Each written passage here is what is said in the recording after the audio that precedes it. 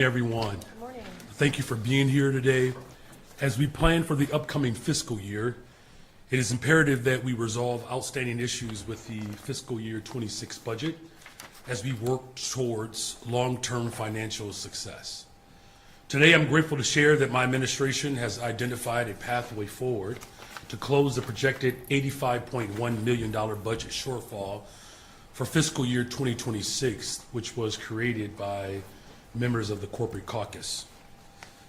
And we're able to do this without extending our debt maturity and without increasing future debt service obligations. I do want to thank my finance team for their diligent work to put forth creative and incredibly thoughtful solutions to address a shortfall that was driven by several revenue assumptions advanced by members, again, of the City Council's corporate caucus that have not performed as projected. From the beginning, our administration warned that this so-called alternative budget relied on speculative, untested revenues that were not guaranteed to materialize. In July, the city presented its mid-year budget report, and we made clear the reality that Chicago was facing.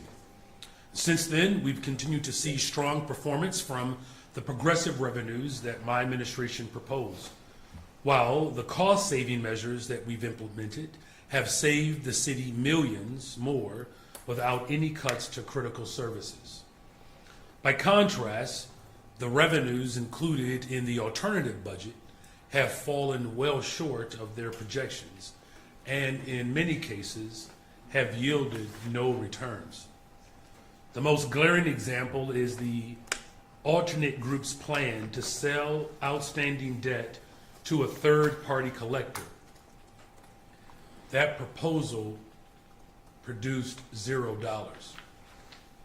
Back in April, when we put out a request for proposals, despite our financial officers taking the extra step of reaching out directly to more than 20 banks and financial institutions with existing relationships with the city, only 2 of them responded. But ultimately, they declined. And they declined because, based on their own financial analysis, they determined that this plan would not come anywhere close to producing the nearly $90 million in revenue that members of the corporate caucus had projected. One institution estimated that the plan could generate at most $10 million for the city before the bank even took its fee. This was a bad deal for banks, a terrible prospect for working families, and ultimately it precluded us from advancing structural solutions to our budgetary challenges. Since early July, we have been calling on the City Council to engage with us, do it in good faith, to put forth an effort to develop real and equitable solutions to close this gap. I am grateful to the Treasurer's proposal to shift resources in the Catalyst Fund to the corporate fund, and we look forward to working with her on that solution for fiscal year 2027. But ultimately, my administration has done the work necessary to identify a solution. To close the gap to the alternative budget, we will take 2 decisive actions. First, we will take advantage of an opportunity in the second half of this year to lower the city's overall debt service costs by refinancing eligible bonds. Under current market conditions, this refinancing is estimated to save up to $71 million this year without increasing debt costs or creating future liabilities to the city. And second, if necessary, we will strategically redeploy reserves from the city's grant management fund along with some expiring funds from the American Rescue Plan Act. The reallocation of these reserve resources will not affect any of the programming that the city is providing or the services that we are providing. These actions combined can close the shortfall while avoiding any layoffs. This is responsible financial management. But I also want to be clear about this solution. I want to be clear about what it is and what it is not. The remaining American Rescue Plan Act funds are one-time resources.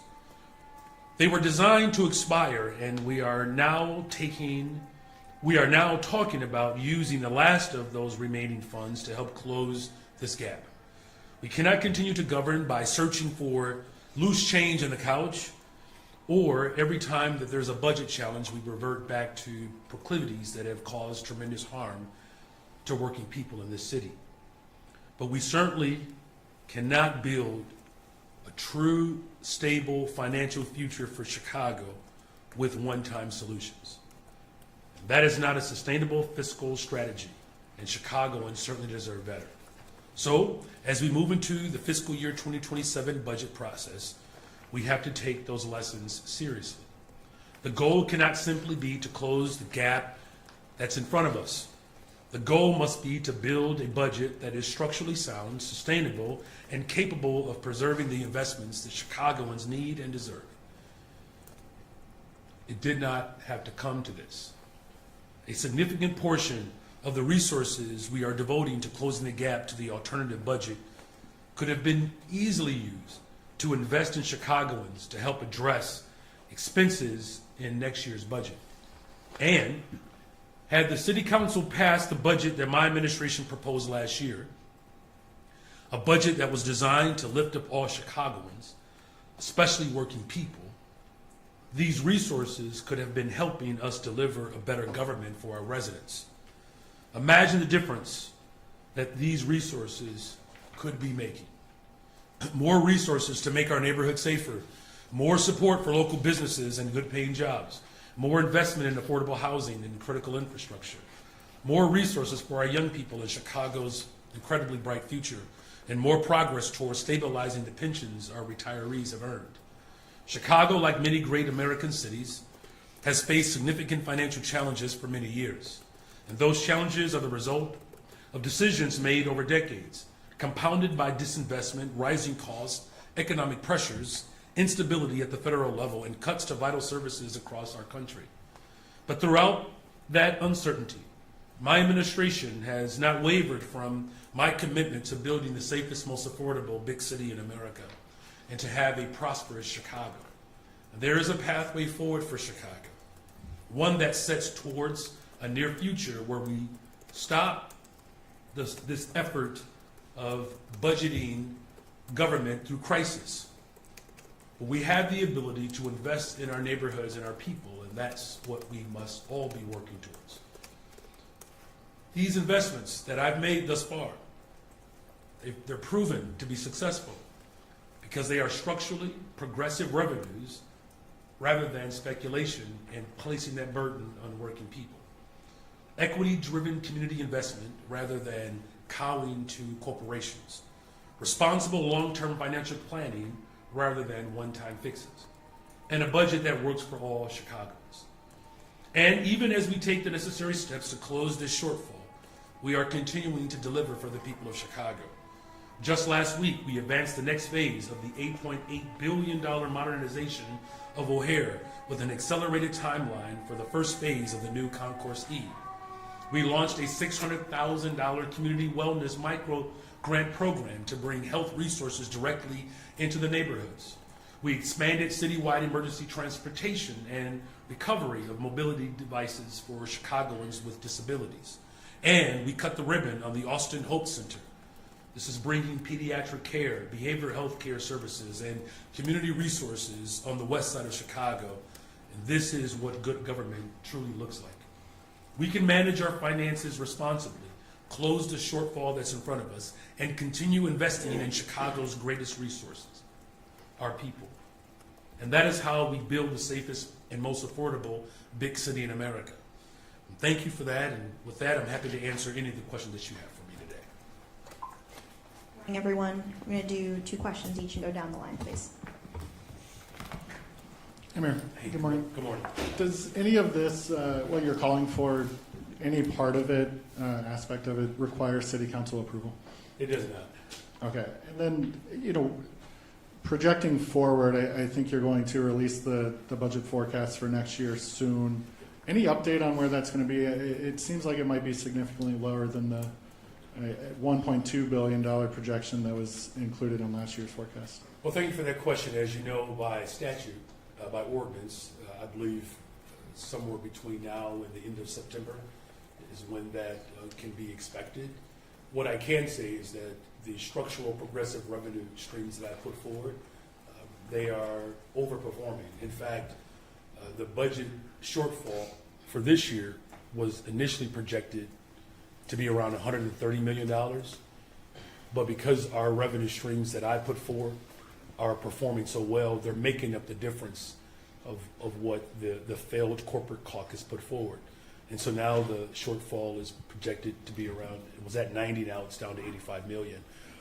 And so, you know, in terms of what we can anticipate for next year, what I can say is that, again, as our progressive structural revenue streams are performing quite well, it has certainly put us in a stronger position. Relying upon one-time fixes or speculative forms of revenue is, quite frankly, reckless and irresponsible. So I'm going to remain hopeful, but there's still a lot more work to be done. Driving that increase or better than projected revenue, though, is the PPLT, which the City Council Coalition increased by 1% over what that was my proposal, and I'm glad that they actually stuck with it. And they increased it over what you initially proposed, right? And in their proposal, it increased the advanced pension payment. I know that you're fighting with the council over the final plan, but are you in some ways thankful? Over what final plan? The final 2026 budget plan. Well, I mean, am I thankful that they actually put a speculative measure within the proposal that has caused a budget deficit? No, on the advanced pension payment. I mean, look, the advanced pension payment is something that I believe in. Morning. Good morning. What's your reaction to the O'Hare Flyer proposal? Well, I mean, first of all, I mean, any, you know, private entity that is prepared to invest in the city of Chicago, as I've said, we're open for business, we're just not for sale. What I can say is this is, I believe, a healthy response to the Chicago that I'm building. You know, I was the first to bet on Chicago with a $1.25 billion economic bond. I believe that private entities recognize that if the mayor of Chicago is willing to put that much skin in the game, then perhaps we should, you know, take a deeper look. But it's also, I think, an indication of how our downtown is recovering. Our numbers are, of course, back to pre-pandemic levels and continues to grow. And then, of course, our airport is the busiest airfield in the world. So I believe it's an indication of the confidence that private equity has in my administration as we work to build the safest, most affordable big city in America. So I welcome all forms of innovation. We'll take a closer look at it, but I believe it sends a strong signal that that corporate entities are very much prepared to bet on Chicago, which is a good bet. Any particular questions or concerns about that you're going to have about that service that they're proposing? Well, I think there's still a lot more investigation to do around this proposal. But again, to move people from downtown to O'Hare and vice versa in a faster way, I'm encouraged by, at the very least, that this is also a proposal that is speaking to environmental justice as well, as I have reestablished the Department of the Environment and using more forms of green technology to protect our atmosphere, and then do it in a way in which we can create jobs and move people through our city quicker. I believe that that is certainly a welcoming advancement to the work that we are already leading on. Okay. Thank you. Good morning. Good morning. Are there any specific revenue ideas you're ready to share for 2027 to help close? We don't know what the gap is yet, but certainly will be probably hundreds of millions of dollars. Well, I mean, look, as I have stated before, the revenue proposals that I put forward, as one of your former colleagues indicated, have overperformed, right? And that's a good thing. It's proof positive that progressive revenue is the pathway forward because it helps us address the structural damage that I inherited. you know, as far as the conversations moving forward, I believe that everything has to still be considered. We do need still significant support from the state of Illinois. Look, I know that there's a desire in Springfield to move progressive revenue along. I'm grateful for the leadership, particularly within the Progressive Caucus, to do that, and having actually gotten it accomplished. And again, if we do the things that work, it places our city in a far stronger position. If we do the things that have proven to be ineffective, it's harmful. That's what we saw in this last budget, the alternate budget that was obviously designed to protect the interests of corporations. It's a failed strategy, and I believe that there's a pathway forward. If we actually roll up our sleeves and do what's right for working people, we can be in a much stronger financial position. What will it take to have a less contentious budget season this year, both from your opponents and you and your administration? For them to be in agreement with me. I mean, think about it. What was contentious about it? The corporate head tax, right? Imagine if we would have actually passed that. We would have a surplus right now. You know, what we really have to focus on is the fact that people are hurting in this city. They are. I was talking to a family recently, a dad and mother. They work hard every single day, $1,800 for rent. By the time they get done paying rent, there's very little left for their two daughters. That's what my focus has always been. The corporate caucus wanted to place a greater burden on that working family. And if you're asking me to just roll over and lay down and not fight for those families, that's not who I am. That's not how I got here. We got here because we fought very hard to make sure that working people are prioritized. And I believe that at least I'm hopeful, that there's agreement around making sure that working people in the city of Chicago can continue to afford to live here. Again, you know, we're creating safer communities. We're creating more opportunities for young people. We're investing in public and mental health. There are so many things that we can be proud of as a city. And we're actually quite close at fully embracing a transformational form of governance, something that we haven't seen in decades in this city. And so I'm going to remain hopeful and diligent that even if there are areas of which we may disagree on, what we have to at least pay attention to are the facts. And the fact of the matter is, every single proposal that this so-called alternate, which I actually don't want to call it an alternate budget anymore. It was essentially my budget, and then they actually took the one component out of it that actually would have put us in a far more favorable position. Every single proposal that they put forward failed, one of which rendered $0. I mean, that's a dereliction of duty there. So I think if we center working people in our work, I believe we can actually accomplish great things, much like what we are seeing in the proposals that I put forward. Hi, Mayor. Does the news today essentially mean that layoffs, whether mid-year layoffs or layoffs in the 2027 budget, are off the table? Well, look, I always said that we have to avoid laying people off. This was always the grave concern that I spoke about, and we cannot balance budgets off of speculation, right?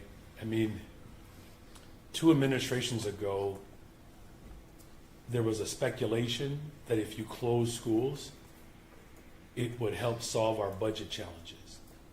Did it? No. It actually made our communities less safe, and it put working people at greater risk. Here's the point. Though I'm working hard every single day to avoid cutting services and laying people off, we have to have a city council that understands that. We cannot continue to have the problematic city council and placing the blame on working people. We have to stop doing that. So, look, I'm going to remain hopeful that we have city council members who recognize the assignment. And as a former public school teacher, I'm clear about the assignment. The assignment is to build the safest, most affordable big city in America. And the way you do that is by investing in people. and laying people off and kowtowing to the interests of corporations, it's proven to be ineffective. Thank you. And last week, DPD confirmed that at least one project before the Plan Commission removed a provision allowing data center usage. Could you elaborate? Is this a new directive from your administration in the wake of the executive No, order? we'll get back with you, Alice. I'm not sure what you're referring to. Thanks. Can somebody get a response to her? Please. Thank you. Hi, Mayor. Hey, How much debt is being refinanced? how much? I know the savings is 65 to 71 million, but how much total debt is being We can refinanced? get that response to you. Great. And I'm reading right that the low end is 65. Is what we said. Okay. Roughly. It looked like as of the end of June, there was still $23 million in programmatic ARPA funding left. That's correct? And I don't know if that's the exact number, but there's still some left. And this will not affect any current ARPA programs. No, it would not. Okay. And just to confirm, Go ahead, make your you can give your confirmation. That's fine. yeah, you are not anticipating any mid-year layoffs because of this proposal. Well, again, that was always the potential, right? But my administration has put forth a solution to fix a problem that City Council created. Okay.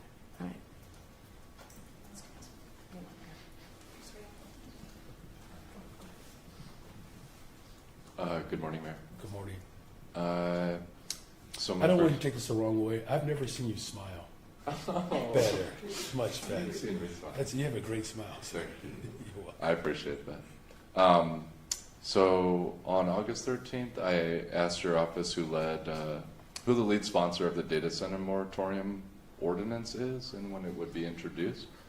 The answer named neither, and I was wondering if you know who's going to introduce it and when. Listen, that is their function. City Council has the authority to move on a moratorium. I'm encouraging them to do that. But if you're asking me to handpick a leader, I hope that they are capable of self-selecting in that regard. Okay, and my last question. Chicago publishes energy and water use for big buildings, but not the ones with data centers. So under 18-14-102.3, the chief sustainability officer can change that and has to report it to you when she does. Has she?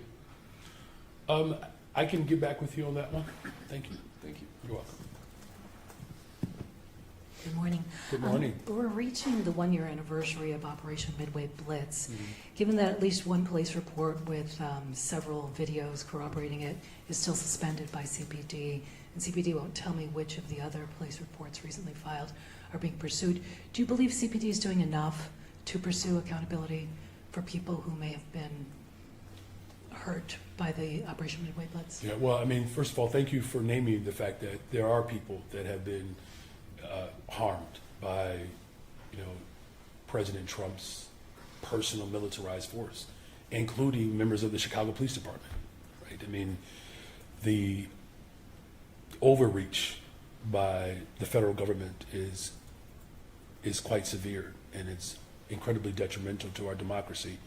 As you've seen, the Supreme Court has also made another political decision to acquiesce to the interest of right-wing extremism in this country, threatening the ability of older adults, individuals with disabilities, college students from voting by mail. The whole point of us putting together this operation is to ensure that there's true accountability. Can more be done in the face of fascism? Absolutely. Absolutely. We can always do more to beat back a fascist regime. I'm grateful that the police department is showing a great deal of restraint as well as cooperation to de-escalate, as they did with the situation yesterday, and then upholding the principles of the Welcoming City Ordinance, as in our police department will not dub as federal agents, right? We will work to continue to maintain civility, but also to make sure that community policing is the prevailing form of how we interact with the community through law enforcement. So, can we continue to do more and evolve as we go along? We most certainly have to, because it's evident that the Trump administration will go to no ends to enact harm and punishment on everyday people. Do you believe CPD will be referring any of these cases to the state's attorney's office? I think that's too early to speculate. I mean, I think we have to go through this process first. The whole point of my executive order was to create an apparatus in which bad behavior can be reported and investigated. They moved with expediency. I believe there were 9 reports initially that have been put forward. That number could be different. We'll get that accurate number to you if it's not 9. And they have dedicated resources, CPD, to moving these investigations along. That shows my commitment. It certainly demonstrates CPD's commitment to ensuring that the people of Chicago are being served and protected constitutionally. Can I just confirm from your statement that that means those 9 cases are active rather than suspended? Let me just get that information back to you. What I can say is that we have delivered resource to ensure that these investigations can move with some expediency. I've seen you smile, and you also have a terrific smile, sir. Yeah, thank you. Appreciate that. Yours isn't bad either. You smile more than I do.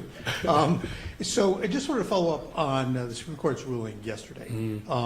What is the city going to be doing, either on its own or in coordination with the AG's office or voting advocacy groups, to try to, prevent this postal, efforts to be put into place to actually impact mail-in ballots?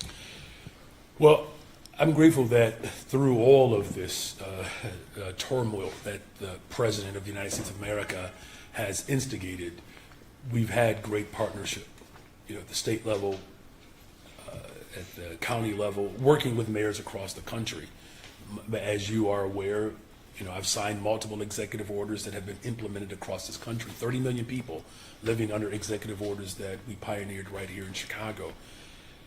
I will have conversations with our state partners around how we protect our democracy. The most sacred part of our democracy is the fundamental value of being able to vote. One of the reasons why I proposed the Reverend Jesse L. Jackson Sr. Protecting Our Democracy ordinance was around what at that time I warned about, that this administration not only has demonstrated their animus towards working people, but his commitment to undermine our democracy. He's not interested in having fair and open and transparent elections, because if he were, he would be doing everything in his power to ensure that voting could become easier for the people of our country. So this is going to take another collaborative effort to safeguard our elections. There are proposals that are going to come forward from the working group that is a part of the ordinance of the Reverend Jesse L. Jackson Sr. Protecting Our Democracy ordinance, and I'm going to remain vigilant in ensuring that election integrity and the access to the ballot is something that we uphold. I wanted to ask you about some ads we're now seeing from World Business Chicago that you've narrated, kind of promoting Chicago. Their stated mission is to drive inclusive economic growth, job creation, support businesses, and promote Chicago as a leading global city.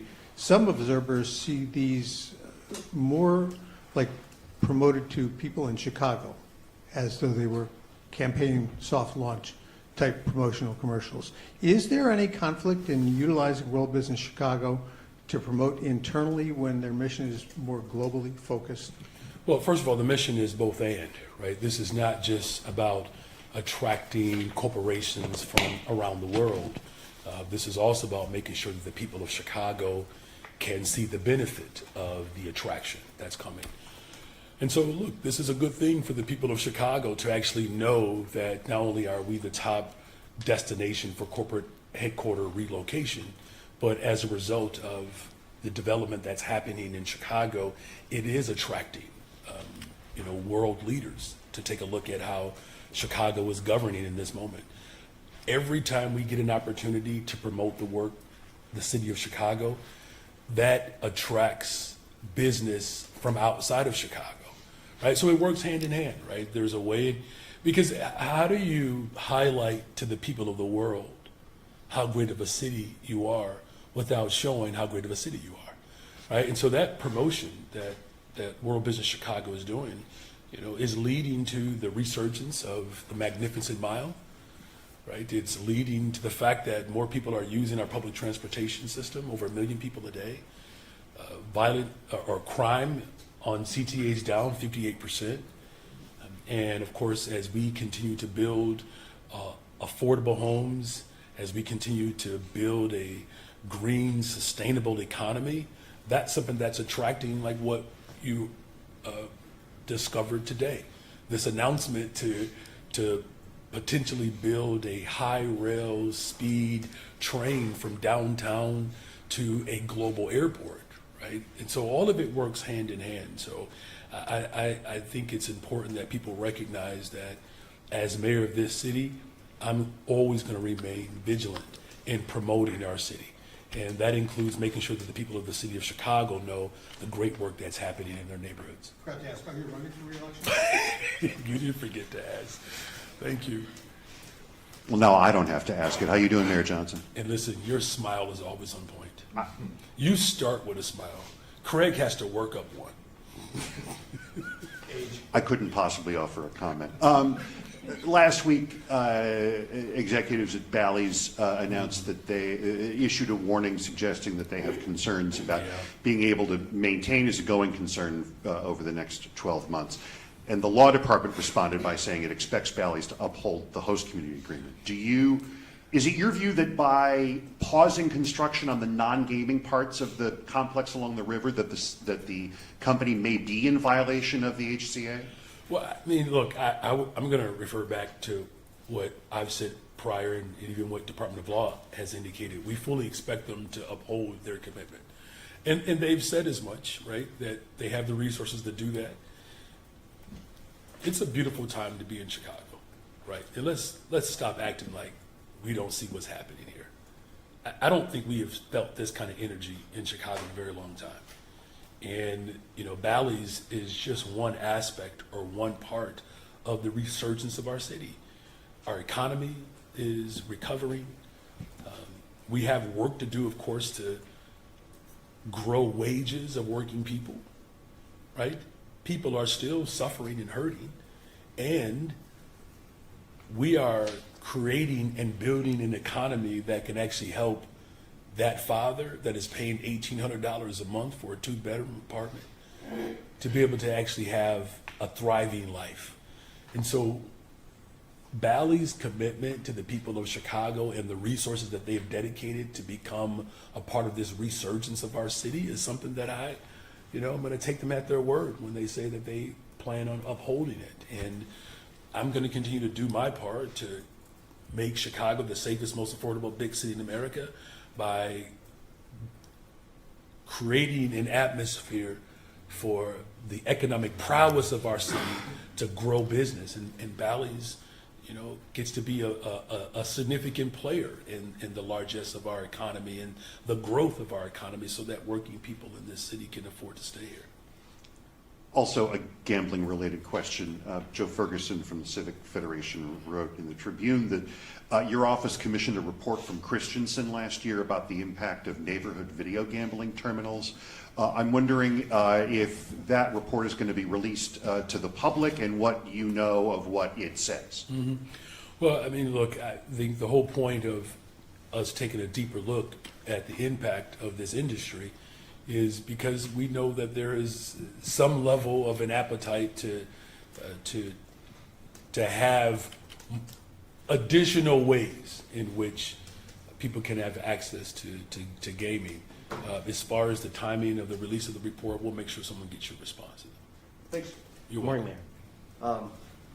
Two of the revenue sources that have overperformed this year, the online sports wagering tax and the social media tax, are both also the subject of legal challenges. I was wondering if you have updates on where those lawsuits stand, and when financial forecasting for the next budget, do you have to take into account whether or not the city might not be able to utilize that revenue if there is a negative outcome to those lawsuits? Well, first of all, we feel confident about our ability to have a successful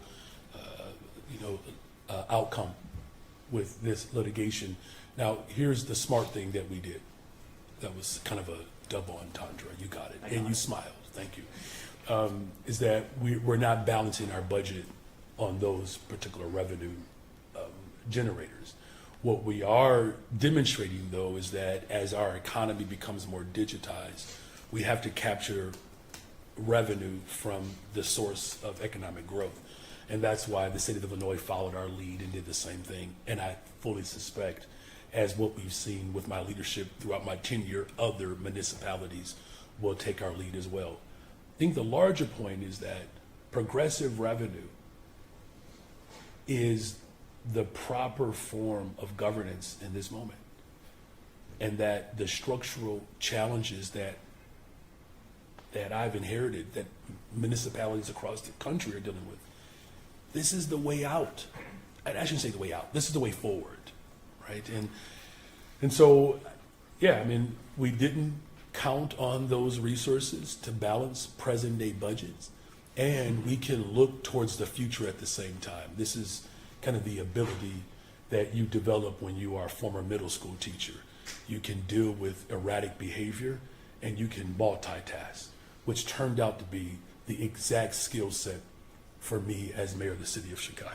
Yeah, I think when can you count on that stuff? Oh, that going delegation, forward? we'll have to get back with you. I'm not sure the timing on that, but we can get back with you on. I just mean more so like philosophically, when can you start to count on that revenue? Oh, I mean, being, something to be able to balance the budget with. for Yeah, I instance? mean, I go through the court process, and the timing around that. I mean, it's hard to predict.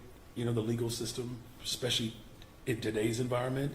But just know that our team has done thorough vetting of what's possible, and you don't have to look any further than the progressive revenue forms that we are using right now that are overperforming.